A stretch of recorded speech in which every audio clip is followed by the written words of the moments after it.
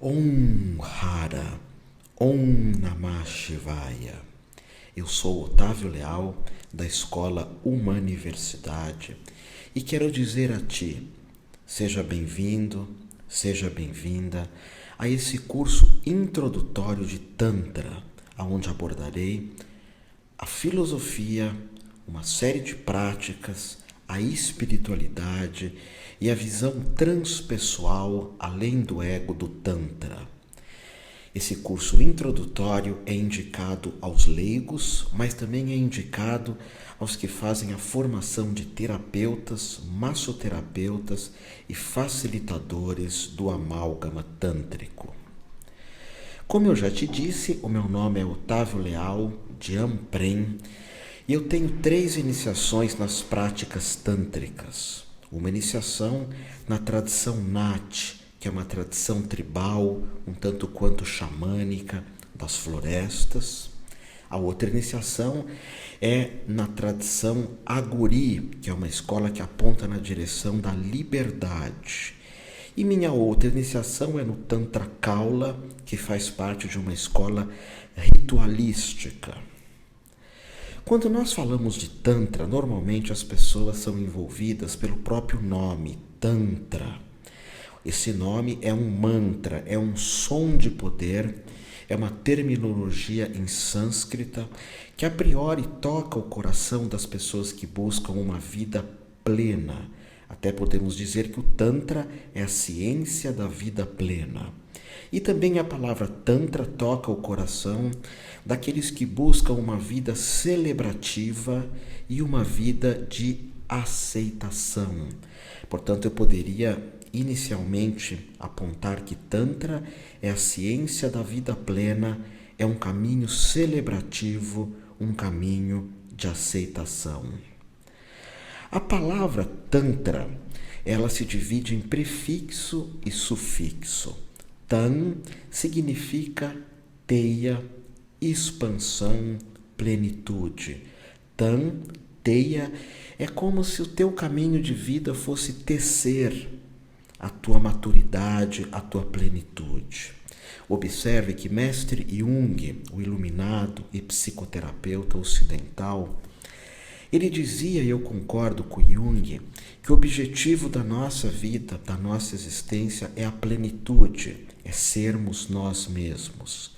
Esse é o objetivo de um cão, de um gato, de uma árvore, do rio, do mar, do sol, da lua. Ser você. Eu insisto, o nome disso é plenitude. E Tan é essa busca pela plenitude. Encontramos também aqui a palavra Tra, de Tantra.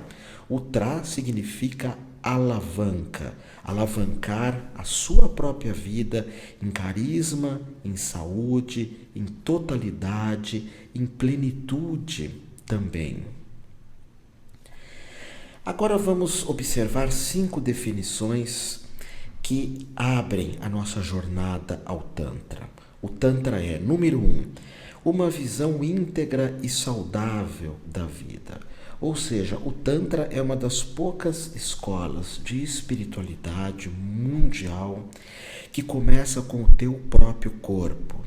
O Tantra aponta na direção que você deve ter uma alimentação saudável, uma respiração saudável, um modo de vida saudável, relacionamentos afetivos, amizades, ter uma moradia próxima à natureza ou em locais saudáveis. E o Tantra tem a visão íntegra da vida porque existe uma matemática tântrica, uma química tântrica, uma alquimia física, uma alquimia oculta. Existe ainda os yogas, as ervas, a aromaterapia, a massoterapia, que é um dos objetivos das minhas formações em Tantra. O Tantra observa o ser de forma plena, com as suas luzes e as suas sombras. Número 2. O Tantra é uma filosofia comportamental da vida. É um modo de vida prático. Não se perde muito tempo especulando com situações que não estão em mim ou com situações que não se apresentam aqui e agora. Por isso que eu insisto que o Tantra é a ciência da vida plena, da vida que está te acontecendo agora, além do que é um caminho de aceitação e, insisto, uma filosofia comportamental, é o modo como você vai viver a sua vida. O mestre Osho sempre dizia que a vida é um quadro em branco, e nesse quadro em branco nós vamos desenhar o nosso Dharma, o nosso caminho de vida, um caminho do ser, não um caminho do ego. Isso é uma filosofia comportamental. Terceiro item, o Tantra é um sistema de vários povos tribais. Portanto, nessa formação, eu vou estar aqui conversando com vocês sobre várias tribos ameríndias, tribos siberianas, tribos tibetanas, tribos indianas, porque encontramos nessas tradições elementos tântricos, práticas tântricas. Quarto item, o Tantra é uma espiritualidade prática, sem delírios, sem especulações. Você, por exemplo, deve estimular os teus chakras, elevar Kundalini, ter uma experiência da totalidade e não especular sobre tudo isso.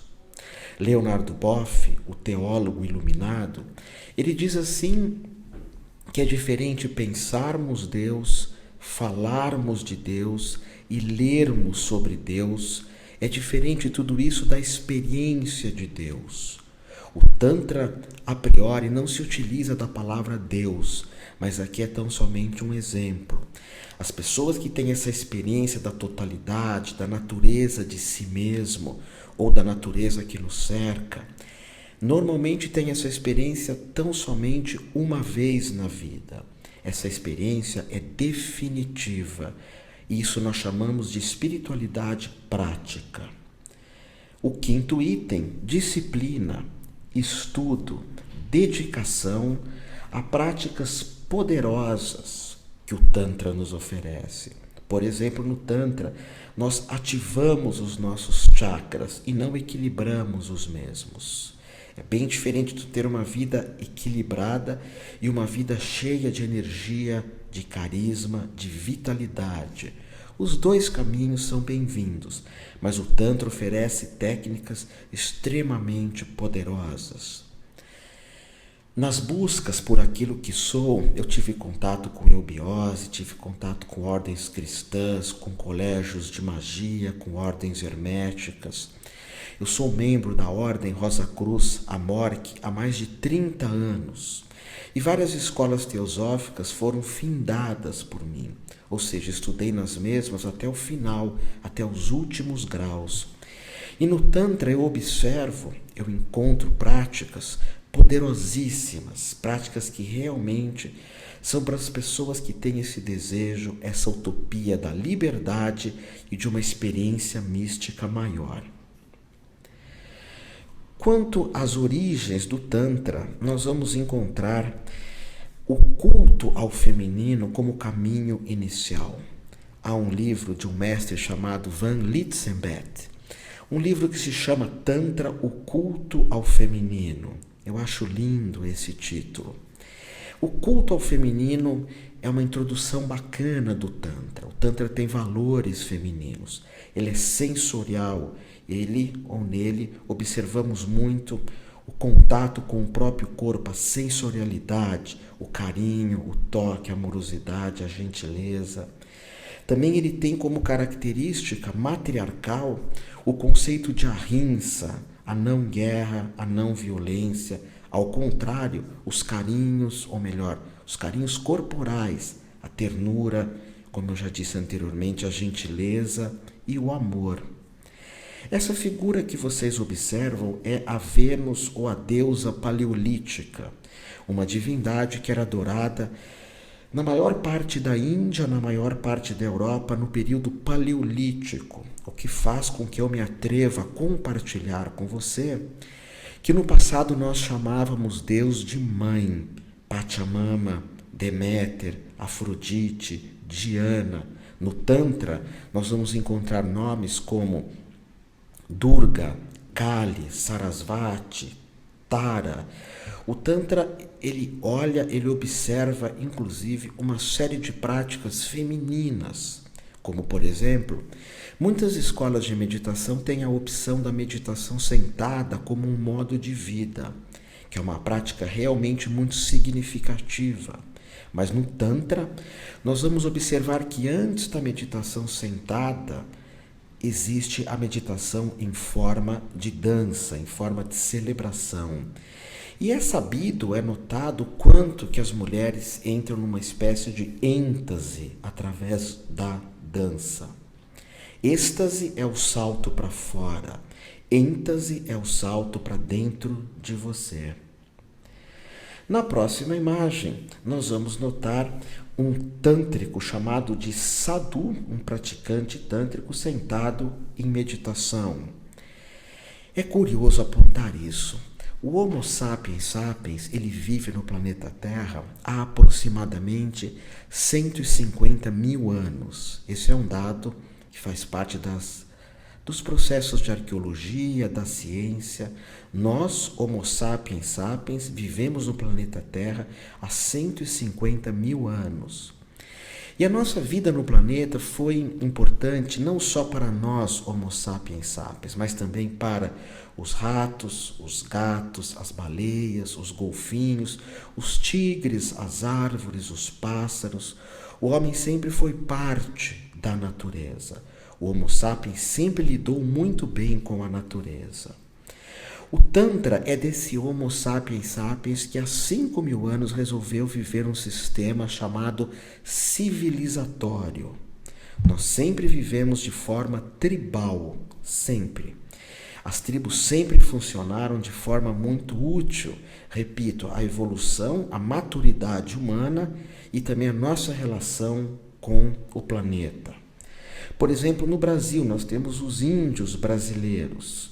Os índios brasileiros, pataxós, zoés, merrinacos, tupinambás, inhambiquaras. Quando os portugueses, ou os espanhóis, ou os nórdicos invadiram essa região, hoje chamada de América do Sul, eles encontraram várias tribos funcionando de forma muito plena com a natureza. Eu não quero aqui defender que voltemos ao sistema tribal. Isso talvez não seja mais possível. Mas o sistema tribal, eu repito, ele era útil não tão somente para o homem, mas para todo o habitat do mesmo. Os índios brasileiros dançam, os índios brasileiros namoram muito. Nos índios brasileiros existe uma justiça social, como, por exemplo, um índio não assaltar o outro, até porque todos vivem em comunidade. E essas são características tântricas, como também a característica da dança. Observe que numa tribo, quando alguém nasce, se celebra com dança. Quando há um luto, se celebra com dança. Quando há um festival de mudanças, de estações, primavera, verão, outono, inverno, também há celebração com a dança. A dança, além de cuidar do seu corpo, te dá muito carisma. As pessoas que dançam, elas são sedutoras, nós gostamos da aproximação com as mesmas. E o Tantra, ou o Deus maior do Tantra, como em breve eu vou estar apontando, é Shiva, que em uma de suas manifestações é um Deus dançarino. Todo o sistema tribal dança. Poderia até dizer que a importância que nós damos hoje para a tecnologia é a importância que uma tribo dá para a dança. E essas danças são dedicadas aos seus deuses, aos seus mestres, é dedicada à natureza. Nós vamos observar agora também o sistema de coleta. Nos sistemas tribais, não existe propriamente o trabalho como uma utopia de ganância, uma utopia gananciosa, de se ter mais. Porque numa tribo tudo é de todos. Até porque o sistema tribal, eu insisto, era um sistema de coleta de alimento. As tribos se movimentavam por todo o planeta Terra, coletando os alimentos que havia ali à disposição. Iam para outro lugar, depois para outro, e acabavam voltando para o lugar de origem, onde a própria natureza se encarregava de novamente fazer crescer, fazer florir os alimentos.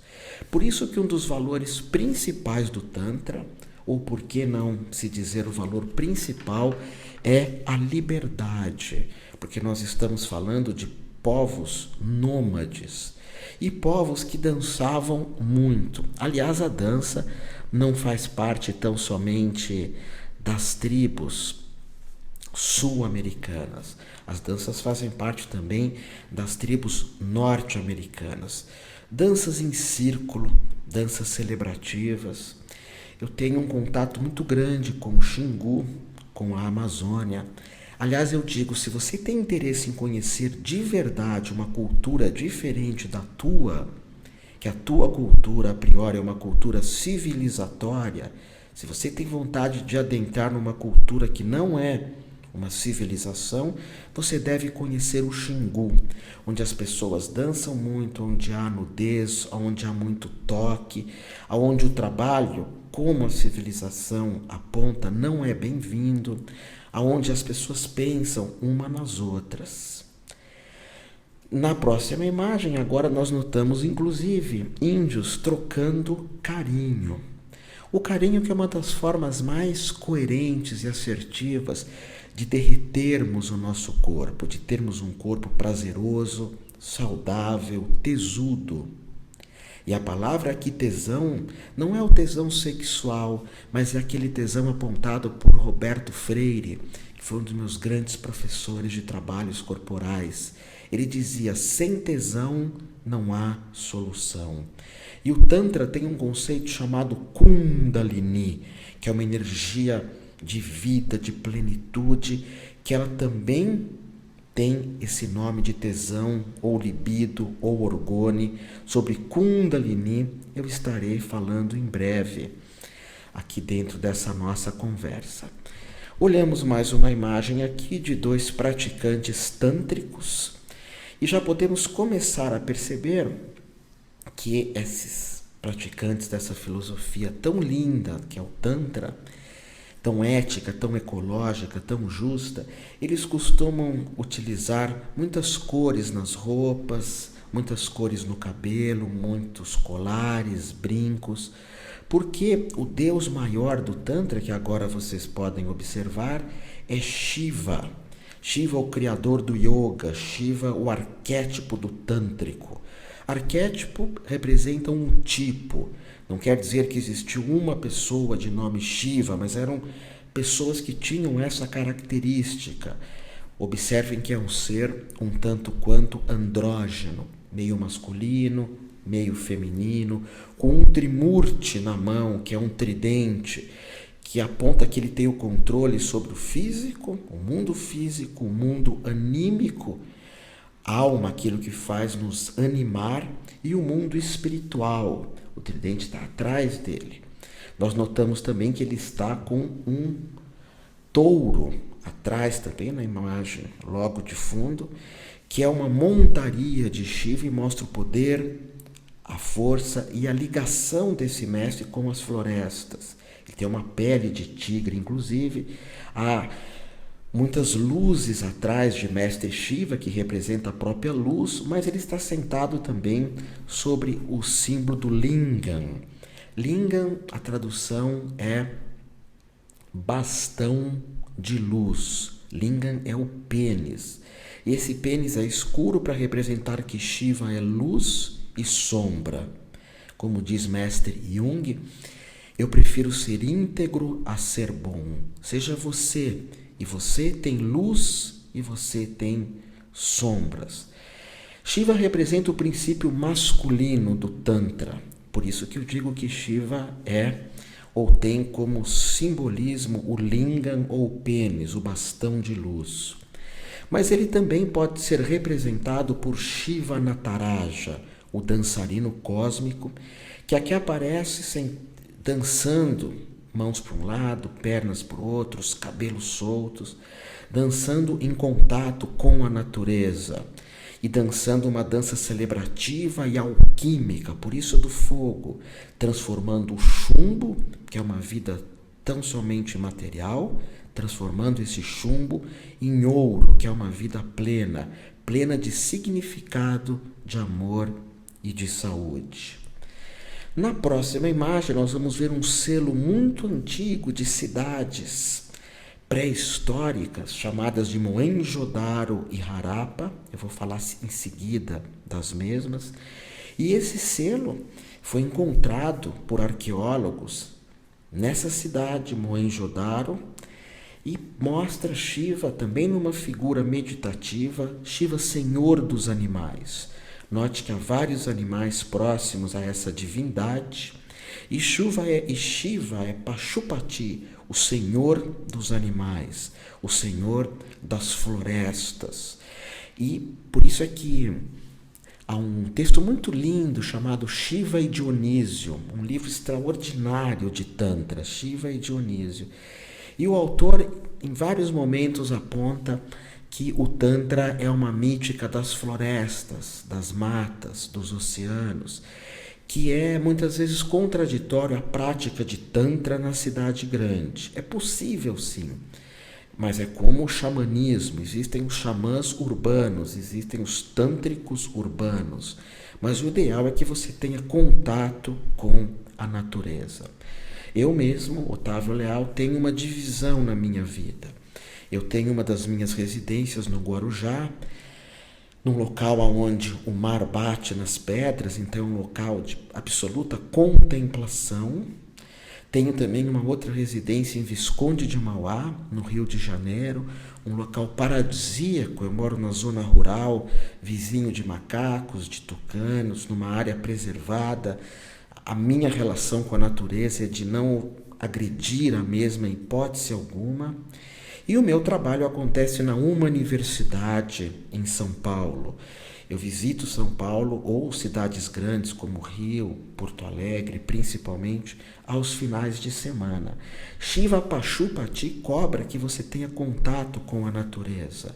Mas não só um contato visual, de olhar o mar e falar que lindo e olhar, não, de entrar, de dançar na água, de entrar nas florestas e fazer os seus mantras, os seus sons de poder, as suas posturas de yoga.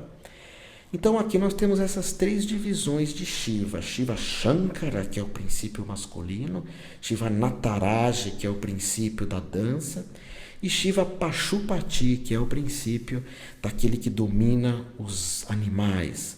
Há outras manifestações de Shiva também, como por exemplo, aquele que se utiliza de ervas de poder, é o Shiva Bhanganati. Há outras manifestações ainda que é Shiva em forma mais sutil, mais espiritual, em forma de guru, que é Shiva como Adiguru, Advaita Guru, Ananda Guru, o guru que nos traz a verdade, o guru que nos traz a não dualidade, o guru que nos traz o êxtase místico. Agora, na próxima imagem, podemos notar a figura complementar a Shiva, que é Shakti, o princípio feminino do cosmos, a mãe do mundo. Enquanto Shiva é um xamã, um curador, um mestre, um visionário e um pai do mundo, Shakti também é uma xamã, uma curadora, uma mestra, uma visionária e a mãe do mundo. No Brasil nós temos a visão de Deus como Tupã, o Deus Pai que vive nos céus. A deusa mãe, em várias tribos aqui no Brasil, é Cunhantã. E nós, os filhos do pai e da mãe, do céu e da terra, somos Toré. Então, Shakti ela vai se manifestar com vários nomes. Cunhantã, Pachamama, Deméter, Afrodite, até mesmo como algumas manifestações de Maria, Miriam, dentro do cristianismo. E o símbolo de Shakti é uma Ioni. Ioni é a vagina, que tem o nome também de espaço sagrado. Olha que nomes bonitos, que nomes significativos. Shiva, Lingam, bastão de luz. Shakti, Ioni, espaço sagrado. Como eu sou um seguidor de Shakti, eu tive iniciações dentro da tradição shaktaísta. É claro que durante essa formação, durante esse curso, eu vou estar falando mais sobre essa mestra maior do Tantra. Na próxima imagem, nós vamos observar figuras de Mohenjo-daro, uma cidade que nos aponta na direção das origens arqueológicas das práticas tântricas. Mohenjo-daro é traduzido como Vale da Morte. Existem muitas lendas de guerras, de cataclismas. Mas em Mohenjo-daro, Vale da Morte, vivia um povo chamado povo Drávida, que inclusive originou hoje a civilização indiana. Um povo bem moreno, de cabelo liso. Mohenjo-daro é uma cidade absolutamente fascinante. Inclusive, eu gostaria que você entrasse no site mohenjodaro.com, que é um site onde você vai encontrar várias explicações, várias teses, várias filosofias sobre essa cidade e várias imagens, inclusive imagens online. Ou seja, você pode o tempo todo, através de câmeras, observar o que esses arqueólogos, pesquisadores estão encontrando nessas cidades, porque são várias cidades, uma embaixo da outra. Mohenjo-daro se caracteriza primeiro por uma cidade muito limpa. O esgoto era jogado num canto da cidade, a água potável vinha de outra. Poucas cidades no mundo têm isso. Uma cidade com muitas árvores, com respeito à natureza, com igualdade social, com piscinas, com locais de dança, com locais de celebração. E o povo Drávida, que vivia em Mohenjo-daro, eles tinham uma prática, um modo de vida que é chamado de Tantra. Recorde-se, Tantra é uma prática, uma metodologia, ela é uma espiritualidade prática. E em Mohenjo-daro, como vocês observam agora um mapa, hoje Mohenjo-daro encontra-se no Paquistão, já não é mais na Índia. Eram cidades muito bonitas mesmo, eu volto a insistir, em termos de justiça, em termos de uma vida honesta com todos os seus habitantes. Os sistemas tribais, de um modo geral, são assim. Observe que Orlando Vilas-Boas, esse pesquisador, esse homem extraordinário, os irmãos Vilas-Boas que ajudaram os índios, as tribos, preservaram os nossos índios, eles contam que em várias visitas em nações tribais, eles nunca encontraram nenhuma tribo onde uma mulher, onde uma criança ou onde um adulto fosse agredido. É claro que em tribos existem muitos problemas, muitas dificuldades, não é um mar de rosas. Eu frequento muitas tribos. Mas se você procurar ler algo sobre a ideia de tribo versus civilizações com um escritor chamado Daniel Quinn, um escritor extraordinário, que ele aponta na direção, igual Orlando Vilas-Boas, que os sistemas tribais têm muito a nos oferecer. Essa não violência com jovens, com mulheres, com idosos, é praticamente impossível focos de agressividade, porque eles lidam muito bem em lidar com pessoas que são agressivas, ou que roubam, ou que violentam. É claro que cada nação tribal tem valores parecidos, mas nem sempre iguais. Por exemplo, no Brasil, os pataxós são muito bonzinhos, são muito carinhosos, os guaranis. Já os cintas largas, que praticamente foram extintos, eles eram índios guerreiros, como os chavantes também. E em Mohenjo-daro e Harappa existem lendas, além desses aspectos que eu falei para vocês, lendas a respeito de aeroportos, de naves espaciais. Alguns associam Mohenjo-daro e Harappa com a mítica de Atlântida, de Lemúria. Há um livro que se chama Cidades Perdidas da Índia, China e Ásia Central, que você pode ler muito sobre Mohenjo-daro e Harappa. Cidades Perdidas da Índia, China e Ásia Central. Na próxima imagem, nós vamos observar ainda algumas características desses povos, o comércio, os banhos, alguns selos em forma de animais, porque os povos tribais Não que eles cuidem dos animais como nós cuidamos dos nossos cães, dos nossos gatos, o que aliás é uma característica louvável nossa, o respeito aos animais. Ele simplesmente deixava os animais em paz. É o que Daniel Quinn diz: nós não precisamos salvar o planeta, nós precisamos sim deixar o planeta em paz. Nós quem? Otávio, o homem destrói o planeta Terra. Não é o homem que destrói o planeta Terra, é um homem que vive de uma forma que ele escolheu, chamada civilização, que ele escolheu, foi escolhido por ser assim. Agora vamos entrar em algumas definições mais clássicas do Tantra. A primeira delas é: o Tantra é uma série de práticas que pode ser encontrada no hinduísmo, no yoga e no budismo, principalmente no budismo tibetano. Nós encontramos também em várias tribos asiáticas e podemos encontrar, como eu disse, elementos tântricos, não com esse nome, claro, em sistemas tribais de todo o planeta Terra. Características maiores do Tantra. A primeira delas, no Tantra há a necessidade de você se tornar um discípulo, muitas vezes do ensinamento, ou um discípulo de um guru qualificado. Guru vem de guru, aquele que tira as tuas trevas, aquele que abre os teus olhos. Eu tive vários gurus na minha vida.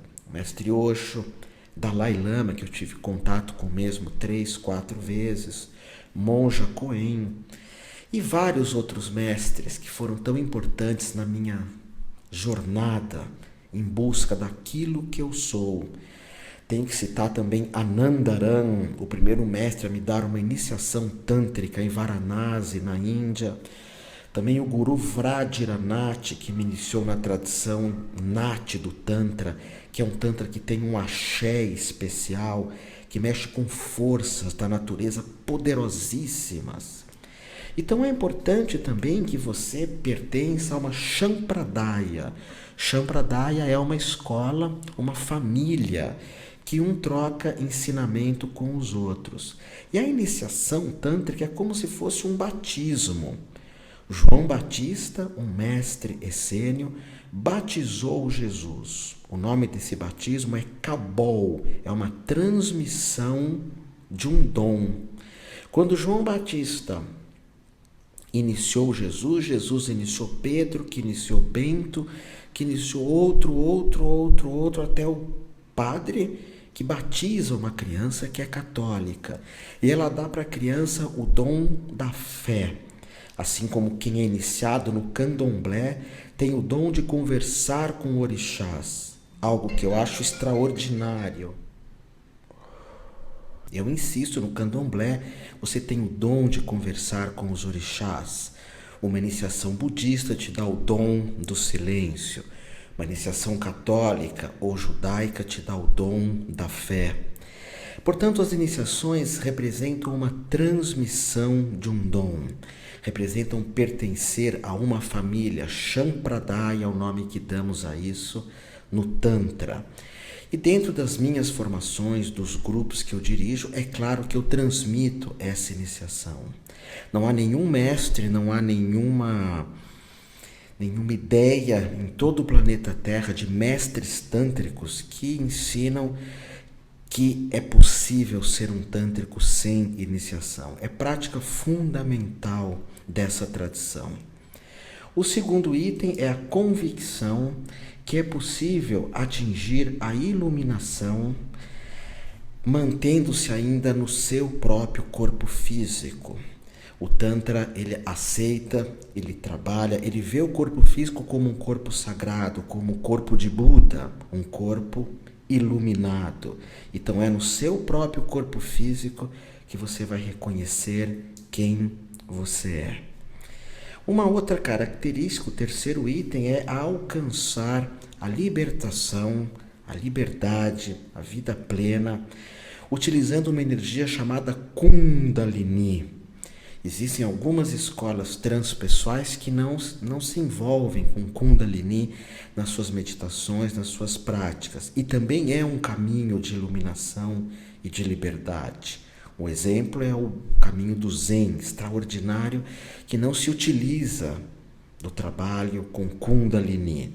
Mas o Tantra se utiliza do mesmo. É como se nós tivéssemos uma serpente enroscada no nosso centro sexual, centro chamado Muladhara, e no Tantra é muito importante a pronúncia correta desses centros. O mantra, o nome correto, faz vibrar, estimula os centros. Então, no nosso chakra Muladhara há uma serpente enroscada, 3 vezes e meia, e ela pode subir, nos levando para um outro estado de consciência. Por exemplo, Kundalini é chamada de libido, a energia sexual, a energia do desejo. Quando o nosso desejo está tão somente na comida, nos valores muitas vezes gananciosos, na segurança material ou em jogos esportivos, nós vivemos uma vida que é chamada da vida do porco satisfeito. Porque o porco ele come muito lixo, ele tem uma vida em forma de lixo, mas ele por vezes está satisfeito. Quando a Kundalini se movimenta através de práticas, nós vamos viver uma outra situação que é chamada de porco insatisfeito.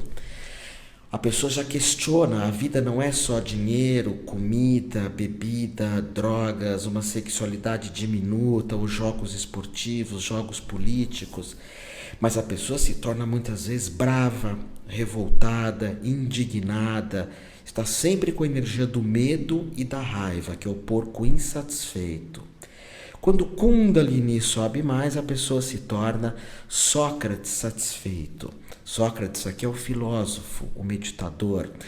Ele começa a meditar, começa a interiorizar, começa a se dar conta de que existem aspectos mais sutis na vida. Ele descobre o amor, ele descobre a arte, ele é um Sócrates satisfeito. Quando Kundalini sobe mais ainda, ele torna-se um Sócrates insatisfeito. Você torna-se, se você subir a tua. Você tem espiritualidade, amor, você lida bem com a matéria, com os valores do mundo, tem prosperidade, mas você ainda quer algo mais. E aí você atinge o estágio pleno do Tantra, que é quando a Kundalini chega no teu chakra do coração, o Anahata, ou nos chakras superiores, Vishuddha ou Ajna, e você se torna um Buda, um iluminado. Aliás, dentro da visão do Tantra, do budismo tântrico, do budismo Zen, dentro dos ensinamentos dos mestres iluminados, dentro do meu ensinamento, você já é um Buda, você já é um iluminado. A subida de Kundalini é um dar-se conta disso, que por detrás do teu corpo físico, da tua mente, que é o ego, das tuas emoções, das tuas sensações, dos teus sentimentos, por detrás de tudo isso há um centro chamado na psicologia de si mesmo, com S maiúsculo, que no Tantra é chamado de Purusha, que já é um Buda. O quarto item é a certeza de que nós estamos vivendo numa era escura da humanidade, onde os valores, a cada 5 valores, a Índia fala de 4, eu falo de 5. Em cada 5 valores que você vê no mundo, por exemplo, na justiça, a cada 5 situações da justiça, 4 estão erradas. A cada 5 situações dos governos, 4 estão erradas. A cada 5 situações esportivas, 4 estão erradas. Por exemplo, corrupção nos esportes, nas Olimpíadas. A cada 5 situações da família, 4 estão erradas. A Kali Yuga é uma idade onde a maior parte das leis da ética, as leis justas, as leis assertivas estão erradas. Hoje, por exemplo, 1% da população do mundo são pessoas tem muita ganância, muito dinheiro, muitos valores. E esse 1% tem mais valores, mais posses do que mais da metade das pessoas de baixa renda, das pessoas com dificuldades de alimento, de saneamento, enfim. Então existe um desequilíbrio que é a Kali Yuga. E o Tantra, mesmo na Índia, é chamada da ciência da Kali Yuga, uma ciência curativa. Por isso que nós formamos terapeutas tântricos que ensinem Tantra, que toquem o corpo das pessoas, o corpo sagrado com o Tantra. Na próxima imagem podemos notar algo que eu já disse anteriormente, que o Tantra ele enfatiza que você tenha as experiências transpessoais, que você sinta teus chakras, que você pratique o Maituna, que é o ato sexual tântrico, ou se não praticar o Maituna, que você sublime a energia sexual, que você pratique mantras respiratórios, que você tenha uma alimentação tântrica, um modo de vida e não tão somente ler. O outro item é, novamente, a ideia que nós podemos utilizar da nossa energia sexual e também das nossas sombras. Sombras são aspectos muitas vezes não aceitos pelo mundo. Então é através da tua energia sexual e das tuas sombras que você vai encontrar um importante reservatório de energia que pode ser usado sabiamente no teu amadurecimento, no teu processo espiritual, na busca do Ananda ou Anand, que é um êxtase cósmico. O praticante de Tantra, ele é um Virya. Virya significa herói, significa alguém que venceu a si mesmo, a si mesma, que ultrapassou uma série de limites da personalidade ego, ou uma série de limites impostos muitas vezes pela educação civilizatória. E claro que o praticante de Tantra, ele é reconhecido por ser um iniciado nessa metodologia. O praticante masculino, ele é chamado de sadhaka. Sadhaka vem de sadhana, que é a prática, que nós vamos desenvolver uma prática para você. O homem tem uma prática que é mais relacionada com os valores do corpo masculino, não tem nenhuma relação com sexualidade, e a mulher tem práticas também que envolvem o seu corpo feminino. A praticante feminina, ela é chamada de sadhika. Na próxima imagem, ou no próximo quadro, eu estou citando o mestre Osho, que foi um dos mestres mais significativos na minha vida. O Osho, ele me ensinou, por exemplo, um valor tântrico que é ande com uma champanhe na mão esquerda e um terço, que é chamado de rosário ou japamala, do lado direito, na mão direita, um terço de meditação. Isso significa que nós temos que ter vida interior, o terço na mão direita. Nós temos que ter profundidade, termos conteúdo, oração, a meditação, as danças sagradas, as danças rodopiando, os seus yogas, o teu Qigong, a tua arte marcial pacífica. Mas tudo isso é vida interior. Na mão esquerda você tem que ter uma champanhe, que também é viver o mundo. Osho disse assim para mim, Prem, não só para mim, para os discípulos dele, sorva até a última gota da laranja desse mundo, vive a tua vida nesse mundo plenamente. E um iluminado chamado Suzuki, do budismo, ele diz o seguinte, esse mundo que nós vivemos, que é samsara, também é nirvana. Esse mundo de altos e baixos que eu e você vivemos também é um mundo iluminado. Então o Osho fala, tem a vida interior e vida exterior, isso é muito tântrico. Agora, o Osho fala de Tantra nos anos 70, onde surge o movimento hippie no Ocidente, surge o movimento de liberação sexual, o rock and roll, o Woodstock. E na Índia, o Osho vem trazer uma novidade, que é você pode se soltar sexualmente. As pessoas eram muito reprimidas sexualmente. E a partir disso, ele cunhou um termo chamado Neo-Tantra, que ele ensinou muito nos anos 70. Meados dos anos 70, ele abandona esse conceito de Neo-Tantra e passa a seguir a tradição tântrica, Isso é observado aqui num livro no Brasil chamado A Via Tântrica, do Osho, editora Gente. No final da vida, o Osho aponta na direção do Zen como um dos caminhos mais rápidos e diretos para a iluminação. Mas a prática do Zen, que é o Zazen, o sentar-se em meditação, faz parte também do Tantra. O que eu quero dizer primeiro é que essa liberdade sexual que o Osho propõe nos anos 70, hoje já foi ultrapassada. Liberdade sexual é o que não falta. Eu ensino terapeutas que transmitem às pessoas que hoje o importante é a maturidade dos relacionamentos, é a intimidade e a profundidade dentro dos relacionamentos. O que o Osho ensina é muito mais um trabalho reichiano, do mestre de psicologia corporal William Reich, que José Ângelo Gaiarsa, que trabalhou muitos anos comigo, também ensinava essas massagens com a ponta dos dedos, ou a visão de buscar tão somente o orgasmo, ou as massagens que tocam mais o corpo sutil sem um toque profundo. Tudo isso é muito válido. Talvez o que eu questione é se utilizar o nome Tantra, é se querer ensinar Tantra sem iniciação, sem yoga, sem alimentação, sem a ética tântrica que eu vou falar daqui a pouquinho, nesse curso introdutório que eu estou te dando.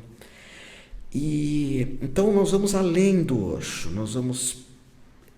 os mestres de Tantra na Índia não reconhecem nos ensinamentos do Osho dos anos 70 a herança ou nenhuma herança tântrica de verdade. Na próxima imagem, nós temos o Osho dando uma iniciação. Ele muda o nome das pessoas. Meu nome Jamprem, que eu utilizo na maior parte do tempo, ele é um nome que foi me transmitido pelo Osho. Eu tenho um nome na tradição Nati do Tantra, que é Dandanati. Dandanati, Nati da tradição e Danda, que seria o bastão, alguém que guia. E tem um outro nome, que é o nome budista, do budismo da terra pura, da minha iniciação, que é Shikukigo. Então, todas as iniciações você tem um nome que é recebido de forma mítica por um guru, alguém liberto, alguém realizado. Nas formações da uma universidade, claro, você tem esse nome mítico, você recebe esse parampará que é a iniciação.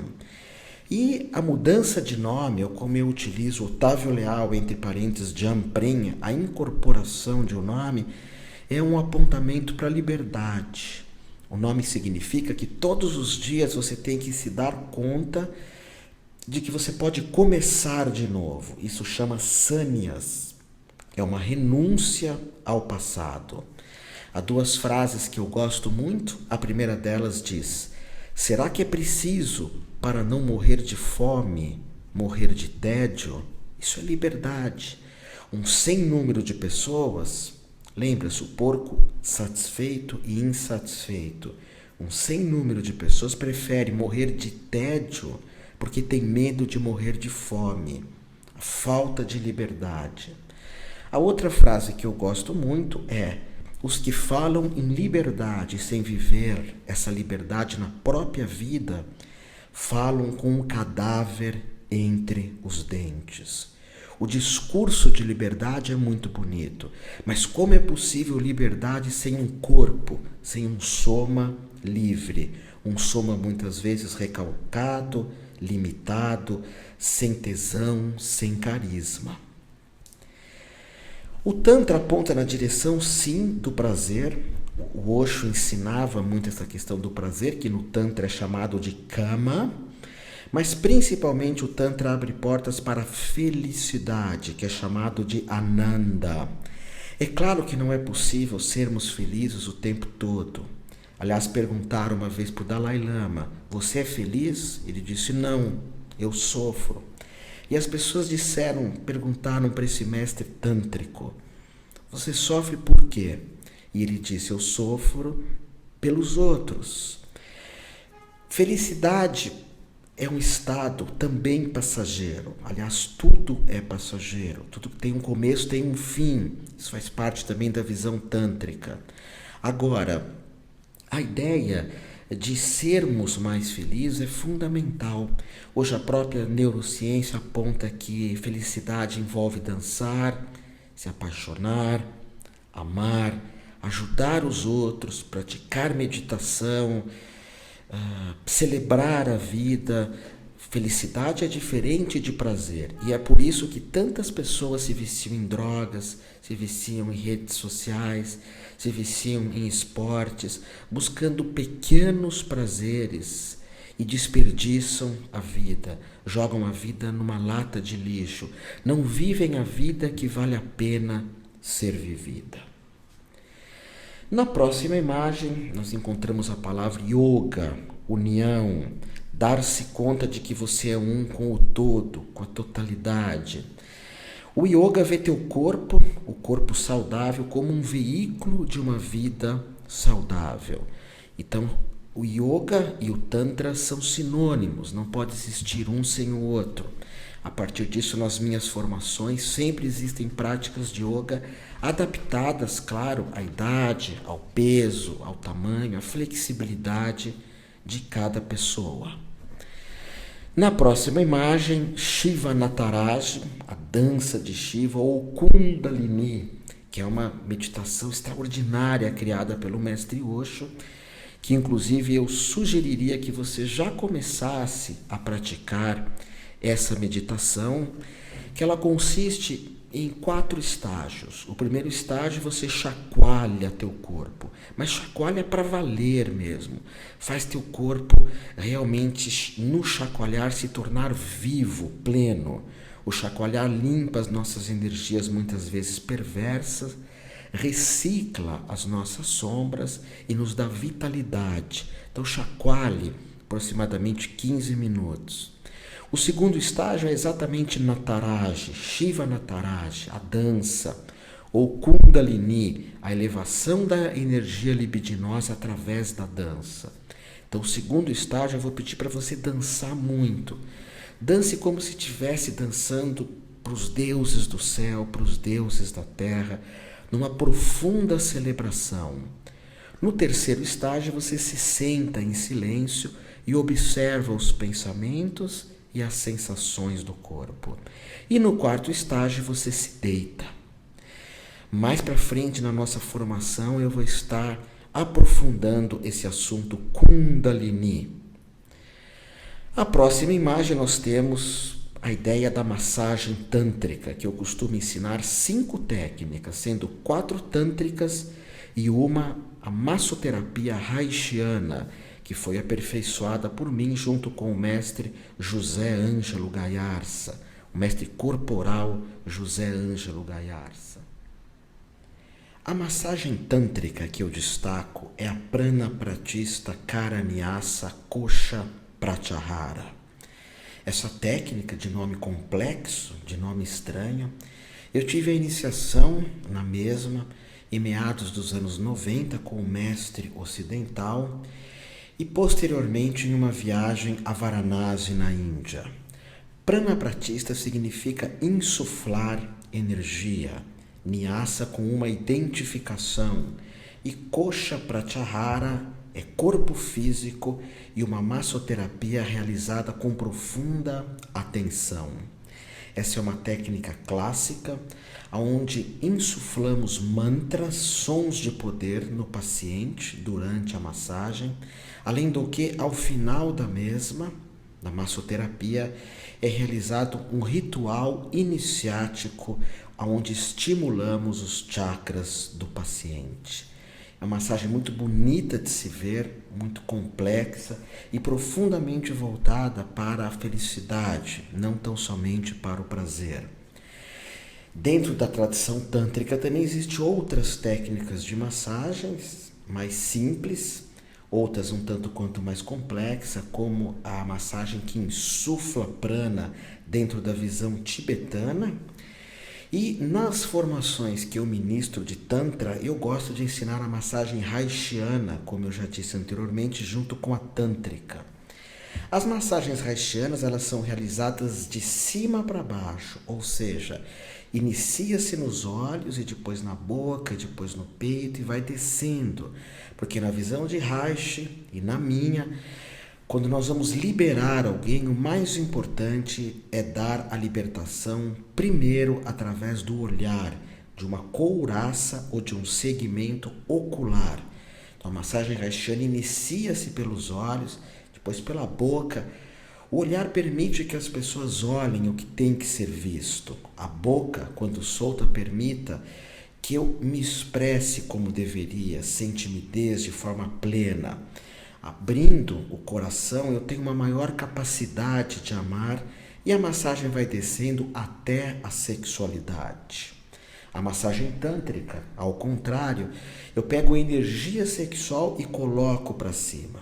Portanto, quando pensamos em massagem tântrica, devemos nos lembrar que ela era aplicada a povos tribais que já são absolutamente livres corporalmente.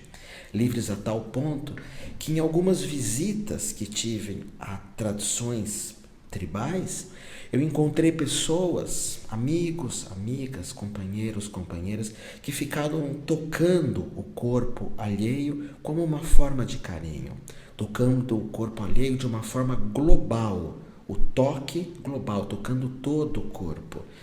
Então, essas pessoas nós podemos pegar o corpo solto, o corpo livre e pegar a sexualidade da mesma Kundalini, a libido, e jogar para cima. Ao contrário, algumas pessoas, antes de nós termos um toque que seja pleno, esse toque deve ser realizado de cima para baixo, liberando as camadas, as couraças corporais. Agora, dentro da filosofia da Humaniversidade, dentro da minha filosofia, dentro da nossa escola, não há toques na região sacra, na região sexual. Porque, a grosso modo, algumas coisas devem ser resolvidas na própria vida. Um exemplo, uma pessoa que busca uma massagem tântrica tão somente para o kama, para o orgasmo físico, seja ele a que nível de prazer for, muitas vezes ela vai ter esse prazer sexual, mas na vida ela não vai lutar por um amor, já que ela tem um prazer fácil dentro de um processo, entre aspas, terapêutico, para que no amor lutar por uma sexualidade ou um relacionamento livre. É claro que nada no universo é absoluto, nada, tudo tem exceções, mas de uma forma geral, é importante que as pessoas lutem pelo amor. É uma luta que vale a pena. E mesmo que o amor a frustre, mesmo que o amor cause decepções, ela está amadurecendo. E esse amadurecimento é fundamental. Então, na nossa escola, muitas vezes damos aulas teóricas do toque da Yoni, que é o espaço sagrado, que é a vagina, e do Lingam, que é o bastão de luz, que é o pênis. São aulas teóricas e você, na tua vida, no teu mundo, nos teus relacionamentos, vai praticar. Aí sim é uma regra sem exceção. Na minha escola nós não trabalhamos com essa região.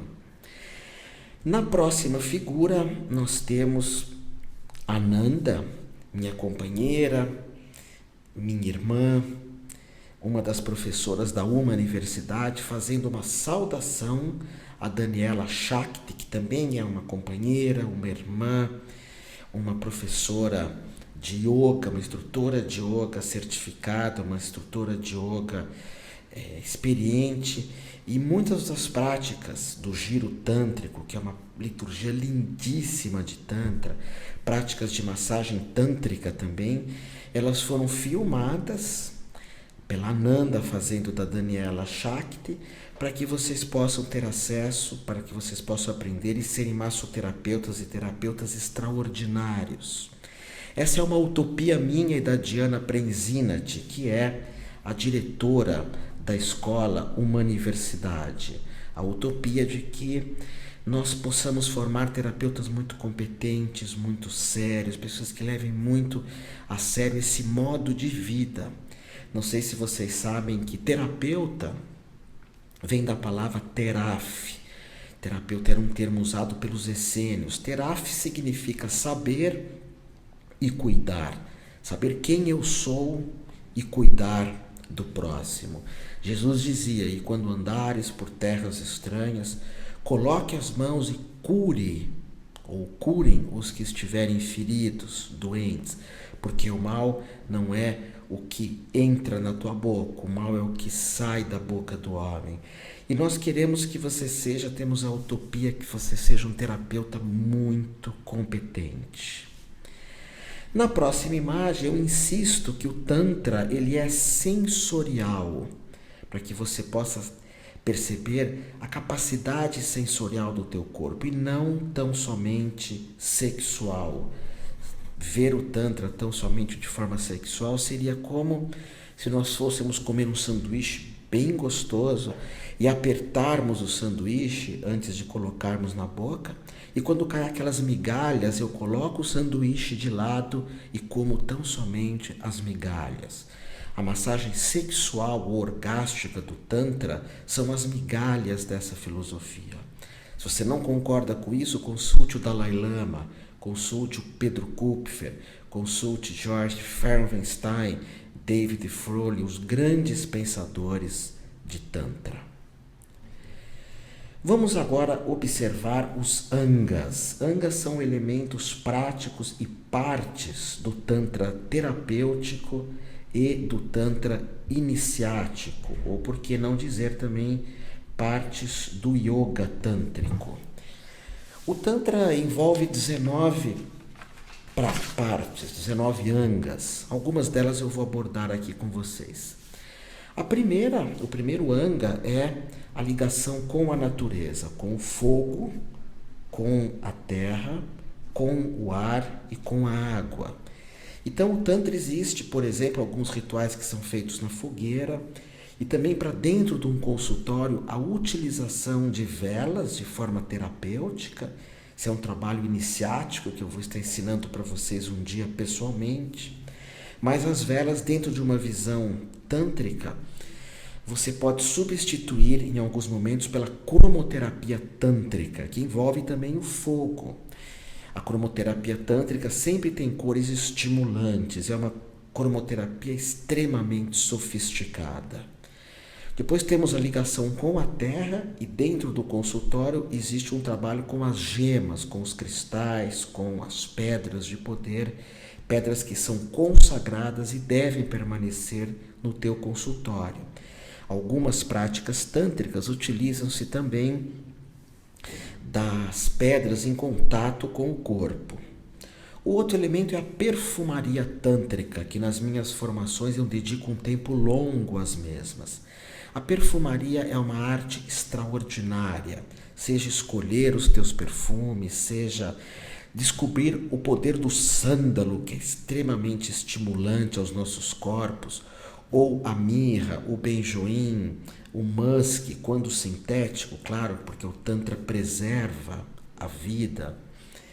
E também nos consultórios, além da aromaterapia em forma de óleos, em forma de incensos, nós temos a cromoterapia também dos nossos, a aromaterapia dos lençóis, do ambiente, daquelas essências que são borrifadas no ambiente. E é muito bacana conhecer o Tantra Prem, que é um perfume, uma mítica dentro de um perfume que envolve 19 essências afrodisíacas. Eu uso muito o termo mítica, né? E eu acabei não definindo para vocês que mítica ou místico, essas palavras vêm da raiz hebraica mistain, que significa fechar as portas. Mítica é algo que te coloca para dentro de você, que fecha as tuas portas para o mundo exterior. Então temos o fogo, temos a terra, temos o ar e finalmente a água, com as águas consagradas, como por exemplo a água benta dos católicos, as águas solarizadas, as águas que também vêm de lugares sagrados. Então o suporte do Tantra é a natureza. Se você não puder atender alguém, fazer um ritual nas matas, você pode dentro do teu consultório ter o fogo, a terra, o ar e a água. O segundo anga da nossa prática chama-se mudra. Mudra são gestos reflexiológicos realizados com a mão ou com o corpo. Um exemplo é o sinal da cruz. É um gesto simbólico reflexiológico feito com as mãos. A cruz representa a união de Deus com os homens, quando ela torna-se vertical, e de forma horizontal a união dos homens, das mulheres, com seus irmãos, inclusive a natureza. Então, o sinal da cruz é um mudra. A Rosa Cruz tem um mudra, tem um gesto. O budismo tem gestos. O budismo tibetano tem uns 100 números, talvez centenas de gestos feitos com as mãos. E no Tantra você vai aprender gestos reflexiológicos que podem ser utilizados na massagem. Você tem um dedo do fogo, um dedo do ar, um dedo da água, um dedo do éter, um dedo da terra. Cada dedo tem uma simbologia. E no Tantra você vai aprender a utilizar essa simbologia. O próximo anga, terceiro anga, é um puja, uma oferenda de energia. Nessa imagem vocês me notam fazendo uma saudação a Daniela Sumitra com a figura de Shiva atrás de mim. Nós fazemos pujas oferecendo flores, oferecendo perfumes, pujas oferecendo o nosso amor, a nossa ternura, pujas de gratidão. E hoje é muito importante a gratidão. Nós economizamos elogios e o puja nos traz essa lembrança da necessidade de sermos gratos. A próxima imagem, o quarto anga, pranayama, exercícios respiratórios ou respiração consciente. Dentro das minhas formações de Tantra, eu ensino aproximadamente 40 exercícios respiratórios para acalmar, para excitar, para aumentar a intuição, para aumentar a capacidade paranormal, para dormir, para acordar, um respiratório para cada chakra, para estimular ou para equilibrar, mesmo o Tantra tendo uma abordagem de ativação de chakras. Os pranayamas são instrumentos fundamentais dentro do yoga e como Tantra e Yoga, eu insisto, são sinônimos, eles são bem-vindos. O quinto anga, mantra, vocalização de sons sagrados ou de ultrassons sagrados. Aqui o Tantra tem uma série de mantras poderosíssimos, como Om Shri Gam, um mantra de Ganesha de superação de obstáculos. Om Shri Klim, um mantra afetivo, um mantra que abre ou aumenta a nossa capacidade de amar. Om Shri Shrim, um mantra que estimula, que alavanca a nossa sexualidade. Há mantras mais longos como Om Shri Ganeshaya Namah, Om Namah Shivaya, Om Shri Kalikaya Namah, Om Shri Brahmaya Namah. E a minha ideia, sempre que eu aponto na direção de mantras, eu tenho um curso inclusive de mantras online, é que você aprenda mais de 500 sons de poder. Existem mantras para cada parte do corpo, existem mantras para abrir e fechar portais, existem mantras antes da refeição, antes de um banho, antes de um maituna, que é um ato sexual tântrico. A ciência dos sons sempre foi um objetivo de estudo na minha vida. Eu tenho inclusive 2 livros publicados a respeito de mantras, que é um assunto que eu acho fascinante. Os iluminados te ensinam mantras. Jesus te ensinou o Pai Nosso em aramaico, Avum Debashmaya, Netkada Shimar, Teitei Malkutá, etc. Essa aula é uma aula de Tantra. Apesar que eu gosto de fazer analogias com Cristo, ou com o catolicismo, ou com o cristianismo, porque as analogias tornam o teu aprendizado mais fácil. O sexto anga são os yantras e os mandalas. Nós vamos desenhar figuras geométricas no corpo de nossos pacientes, com as mãos. Vamos massagear em forma de quadrado, em forma de triângulo, em forma circular, em forma de uma meia-lua. Impor símbolos, dar uma sacralidade ao corpo de nosso paciente. Além do que os yantras e os mandalás podem ser utilizados no ambiente, no nosso consultório ou nas nossas práticas diárias. É uma ciência lindíssima. O sétimo anga são os asanas, as posturas físicas ou psicofísicas. São posturas corporais onde você se identifica com uma árvore, com um elefante, com uma serpente, com o tigre. Os asanas ou as posturas físicas normalmente são encontrados nas fotos das práticas de yoga, apesar que o yoga está muito além dos asanas, muito além.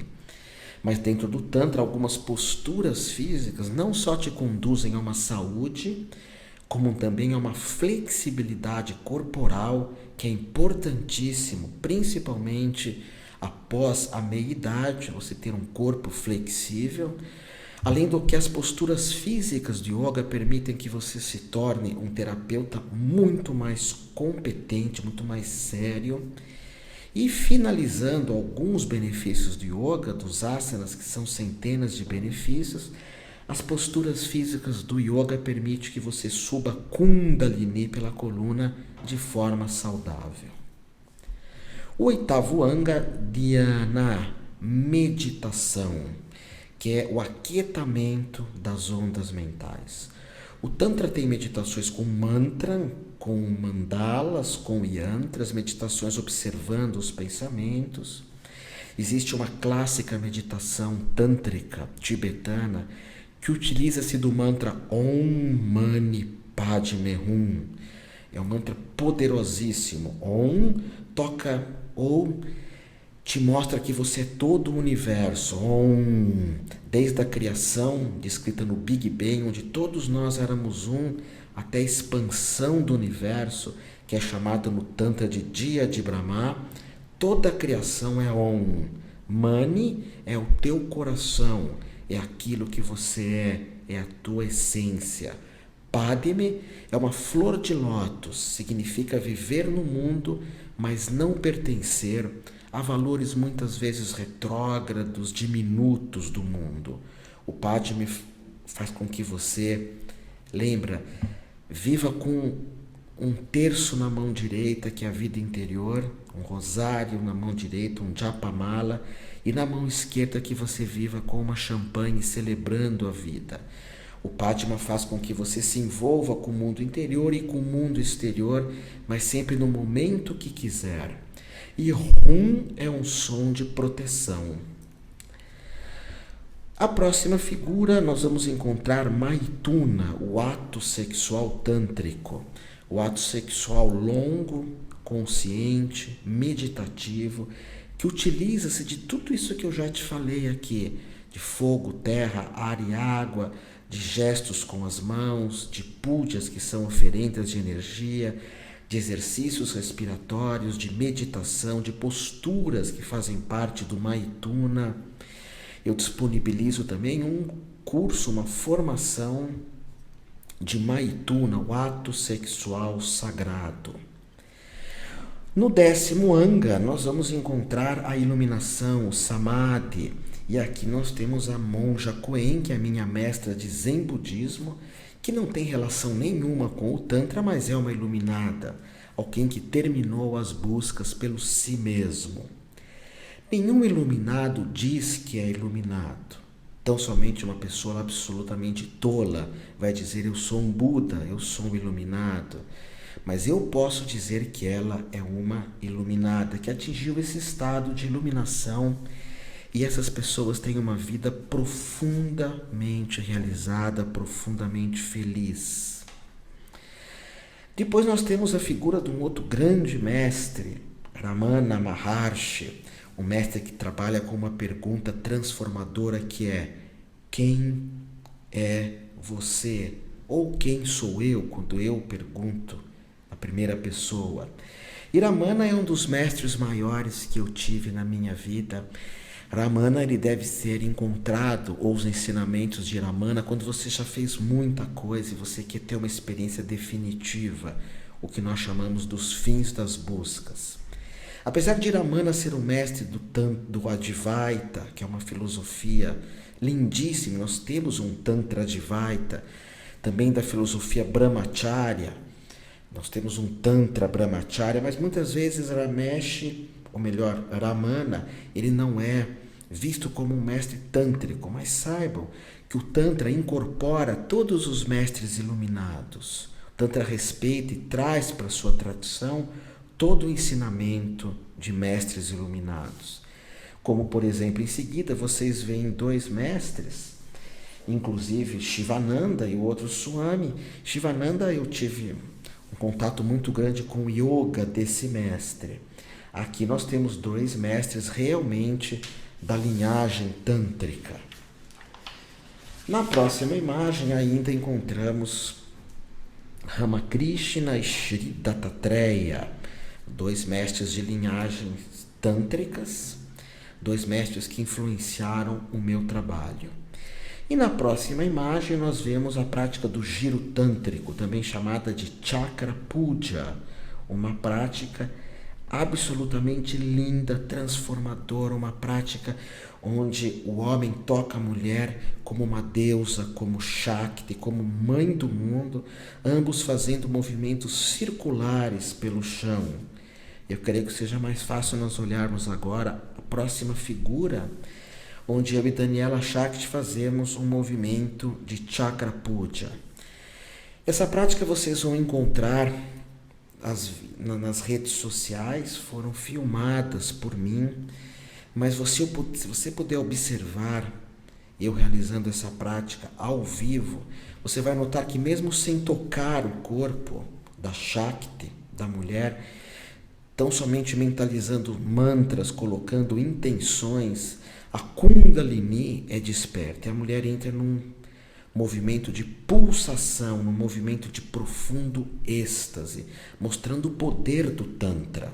Muitas vezes nós recorremos a práticas externas, a elementos externos para alcançarmos o êxtase, enquanto que o Tantra, a priori, você realiza o teu êxtase, a tua libertação, através de elementos que já estão no seu próprio corpo. E o giro tântrico mostra isso. Nessa imagem, eu compartilho com vocês 3 livros de alguns títulos que eu publiquei. E esses 3 livros têm relação direta com os meus estudos de Tantra. O primeiro, da esquerda para a direita, Mantra, que são os estudos dos sons sagrados. O livro central, Maituna, o sexo tântrico, que tem como subtítulo Você Não Sabe o que Está Perdendo. Esse livro está esgotado e eu presenteio os nossos alunos com um e-book do mesmo. E o terceiro livro, O Poder da Iluminação, que é um livro que aponta na direção dos meus contatos com vários mestres espirituais modernos, muitos deles vivos, e o que cada um fala, ensina sobre iluminação.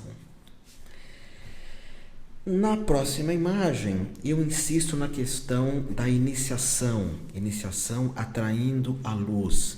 É importante esse contato com alguém que te guie, não que reme o barco para você, mas que aponte, olha, aquele é o barco, aquele é o rio e aquela é a outra margem.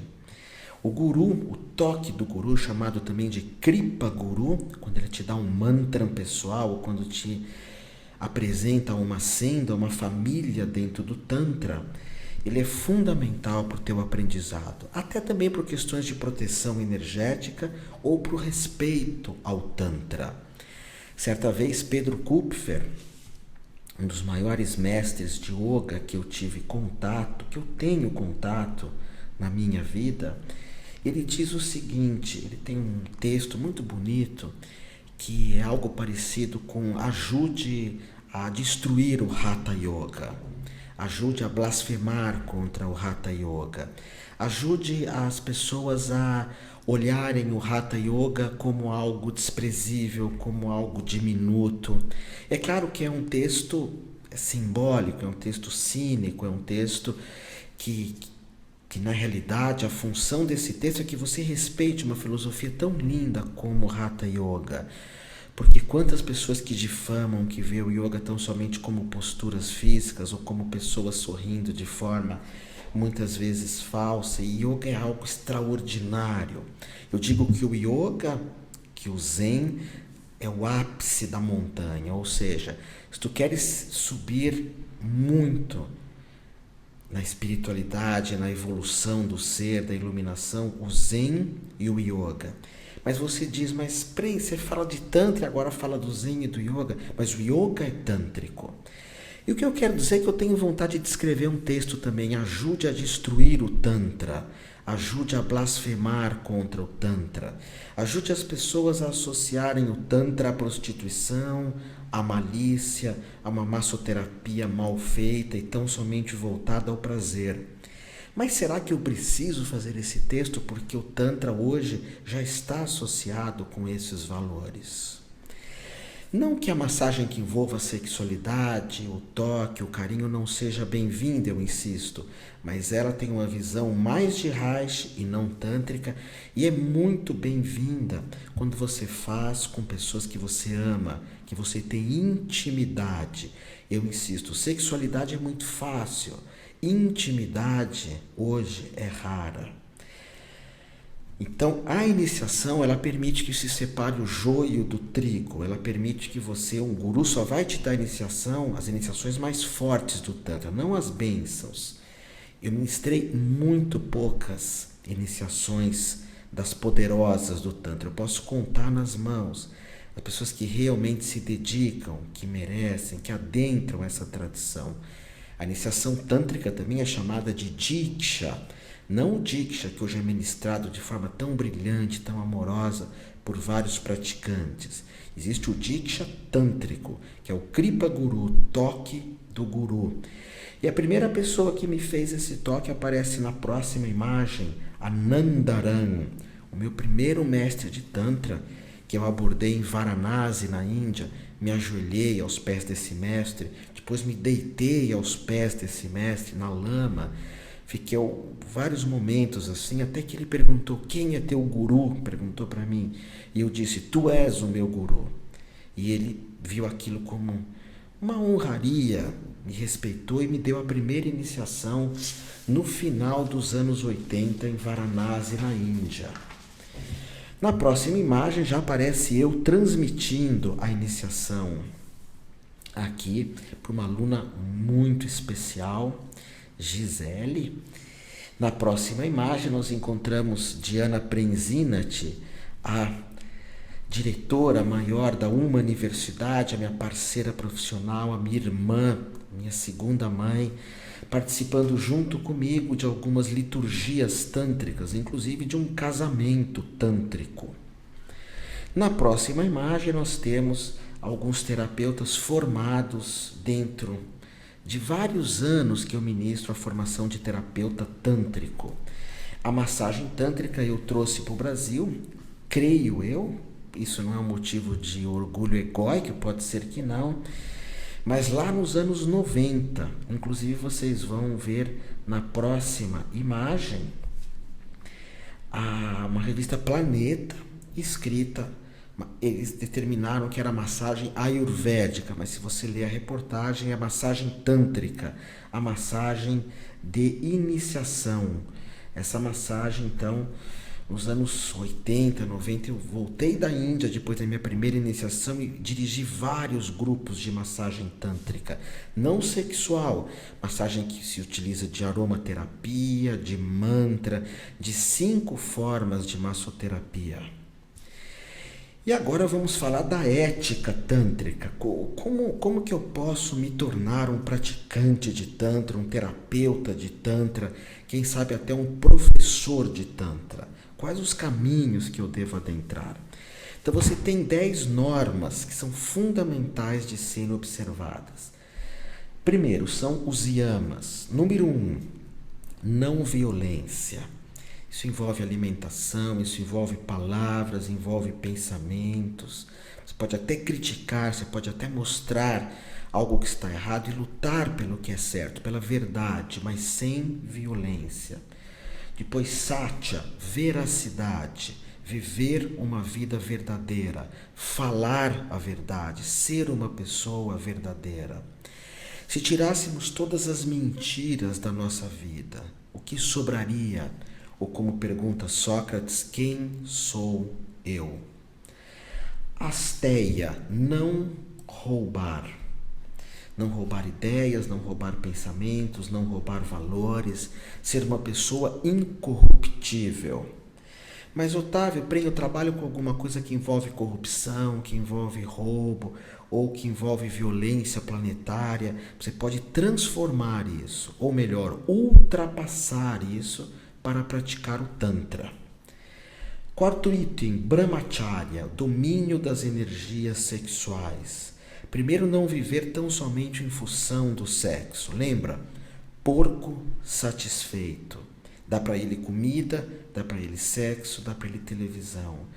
Brahmacharya, dentro do Tantra, envolve o Maituna, o ato sexual tântrico, que muitas vezes objetiva um ato sexual longo, um ato sexual sagrado, cheio de liturgias, e dentro desse ato sexual você vai ter uma retenção orgástica, aumentar a tua energia e ter uma experiência de si mesmo. E o quinto item, a parikaha, que é a não possessividade. Existem 3 escolas de Tantra que vêm do Oriente. Algumas escolas, elas são de linha, nós chamamos de linha de esquerda, de centro e de direita. A linha de direita, nós praticamos o nosso ato sexual sagrado com pessoas que temos intimidade. A linha de esquerda, eles acreditam, essa escola que também eu tenho iniciação, que nós devemos praticar os atos sexuais tântricos sagrados com pessoas que não temos intimidade, pessoas que temos um contato mínimo, porque isso aumentaria o poder de erotização. Apesar que o Tantra de esquerda tem vários valores que muitas vezes requerem uma interpretação muito simbólica. Existe o Tantra de centro, que é o que normalmente eu dou iniciações às pessoas, que ele não é tão purista quanto o Tantra de direita e não tão protestante contra o Tantra de esquerda. Por exemplo, eu tenho alunos que se alimentam de carnes vermelhas, carnes brancas, carnes de peixes ou de aves, que praticam o Tantra. Eu sugiro que eles mudem a alimentação para o vegetarianismo, para o veganismo, mas é tão somente uma sugestão. O Tantra de direita, ele abomina qualquer tipo de alimentação que envolva violência. Uma outra questão também é que às vezes a pessoa quer se formar um terapeuta tântrico, mas não tem no Tantra uma via ou a via principal de vida. E eu respeito muito isso.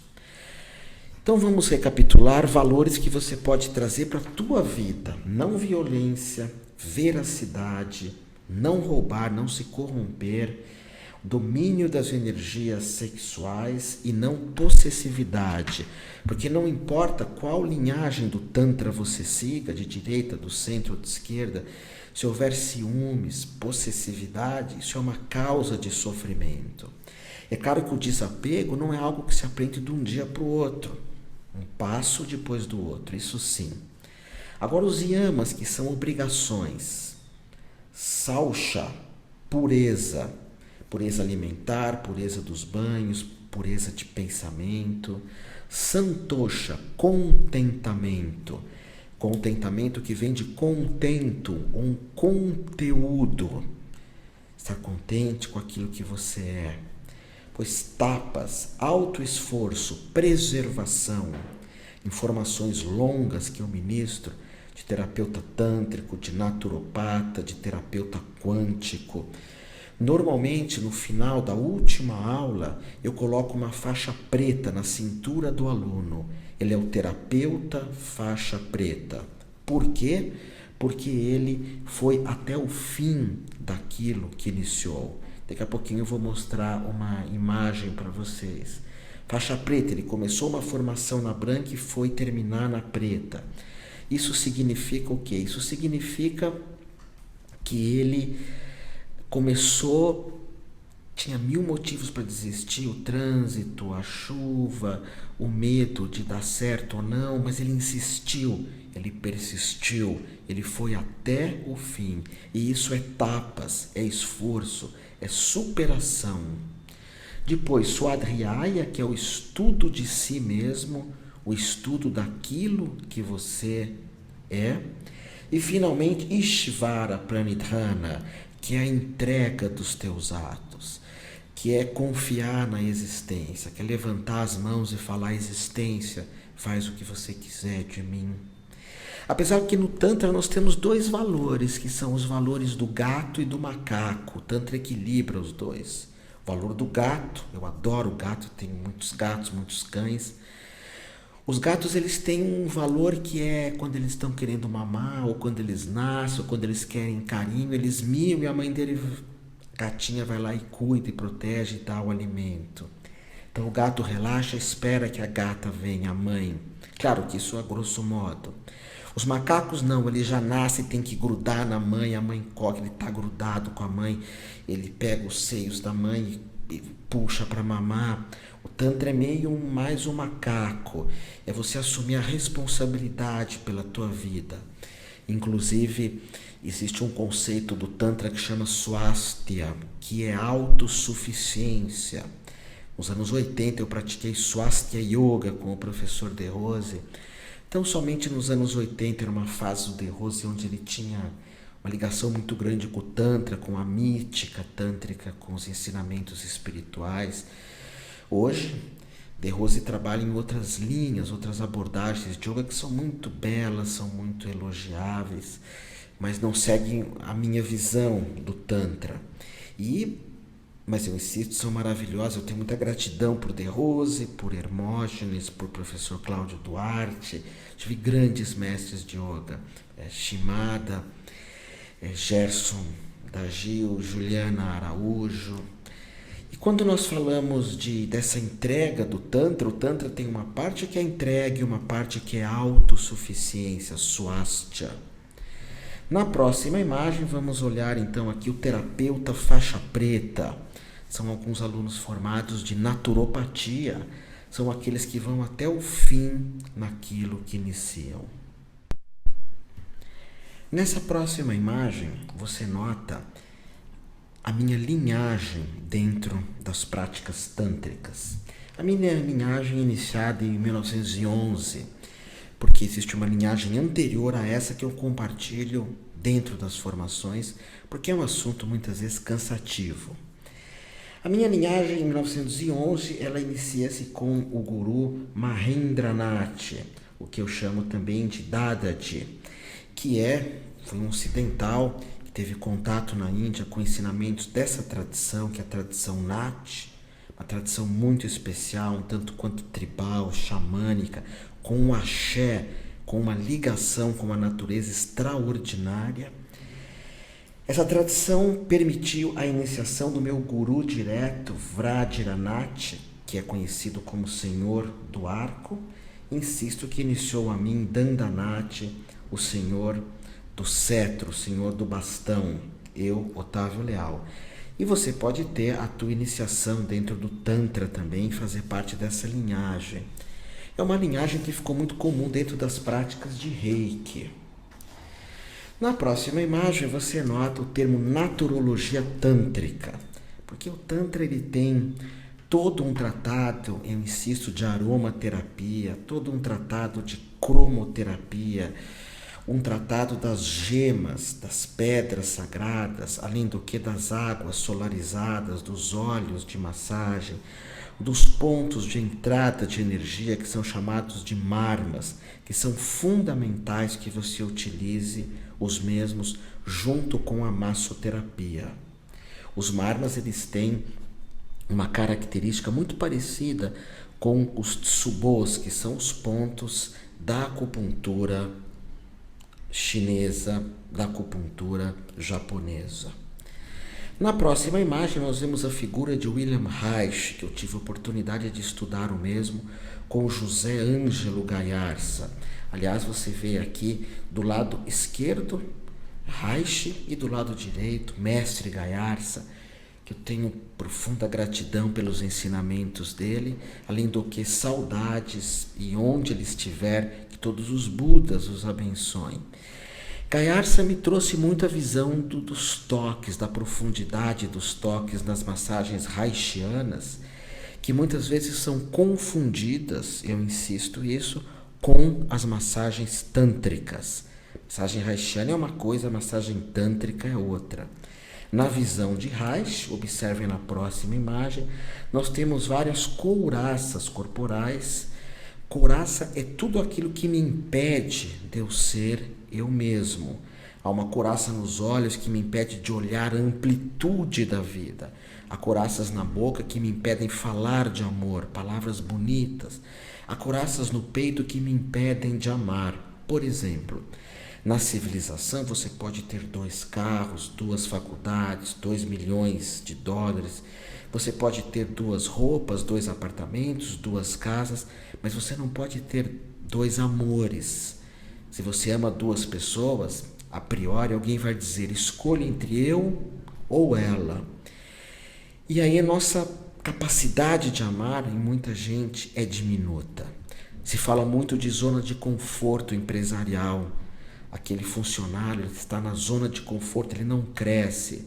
Existem centenas de milhares de motivadores que motivam as pessoas para saírem da zona de conforto.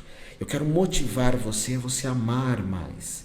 Hoje você tem que amar mais do que ontem, amanhã você tem que amar mais do que hoje. A zona de conforto no amor é extremamente limitante. E Reich fala dessas couraças. Observe a imagem da direita, tem até uns cintos em algumas regiões. E o terapeuta tântrico também aprende as couraças reichianas.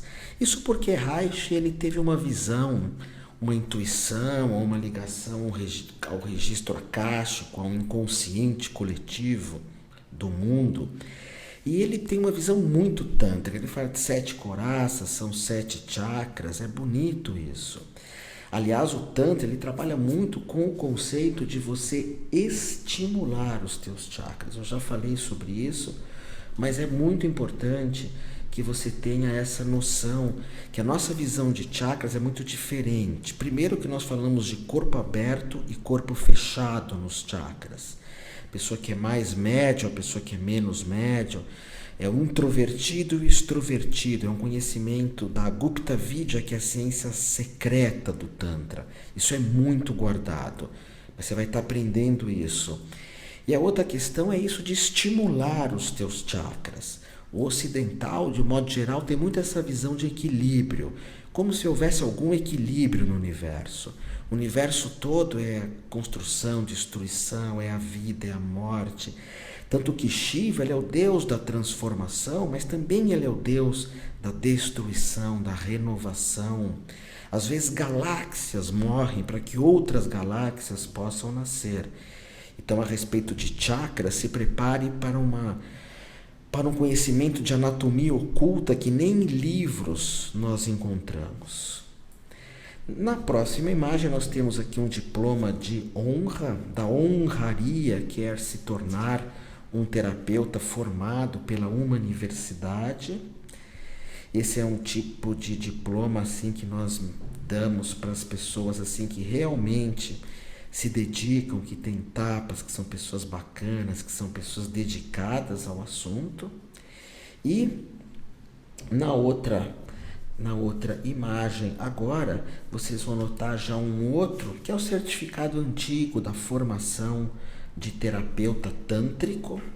É um certificado internacional, por isso que ele vem escrito em inglês, porque muitos são as pessoas que querem se formar terapeutas tântricos e viajar pelo mundo, ou até mesmo ensinar em Tantra. E na imagem final aqui da nossa conversa, nós temos agora sim a nossa última arte do certificado de terapeuta tântrico, que é, inclusive, que tem o aval do SATOSP. É importante que você esteja sindicalizado quando você se forma um terapeuta.